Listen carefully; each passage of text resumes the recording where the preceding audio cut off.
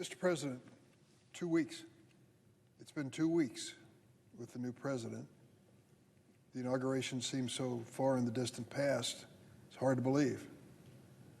What this administration has tried to do during the first 2 weeks is almost impossible to describe in a very short period of time. So many executive orders, so many changes, so many speeches by the president, so many threats, so many changes in the way this government is run, and many of them raising serious questions that even go to the heart of our Constitution. Mr. President, since President Trump took office 2 weeks ago, he has sown chaos across the federal government. But despite his campaign promises, something has been conspicuously absent from his agenda: lowering the cost of living for Americans. The unprecedented, unquestionable, economically questionable tariffs he's announced on Friday on 3 of America's largest trading partners, 25% on Canada and Mexico, 10% more on China, show just that. I said to my staff when they handed me a copy of this speech, which was written this morning, there have been some developments during the course of the day when it comes to Mexico, at least a postponement of the imposition of tariffs on Mexico for a month. Canada is still a work in progress, as far as we know.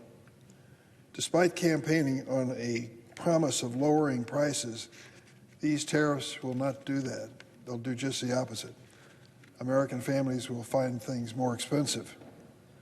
Don't take my word for it. The U.S. Chamber of Commerce said that tariffs will, quote, only raise prices for American families and upend supply chains.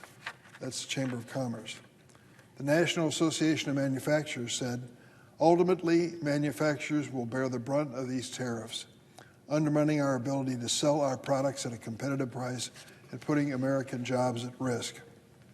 The president himself even admitted that these economic measures will cause pain for many American families. Trade between my home state of Illinois and Canada and Mexico are essential to the strength of our economy.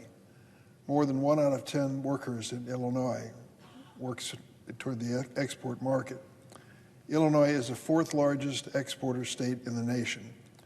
And what are our first and second largest export markets? Canada and Mexico. As a result of these tariffs the president is proposing, working families will feel the pain.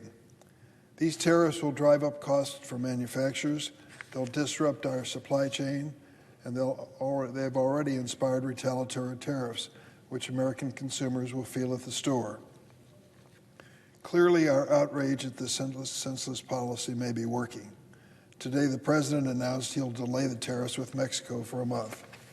I'm glad to hear that. But let's be clear about one thing.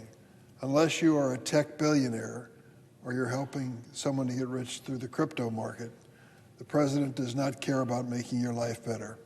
He only cares about enriching himself at the expense of everyday Americans. So when you wonder why the stock market is dipping, when the price of eggs and potatoes goes up at the grocery store, when your oil change is marked up, know that it was because of a policy of the new president who's been in office for 2 weeks.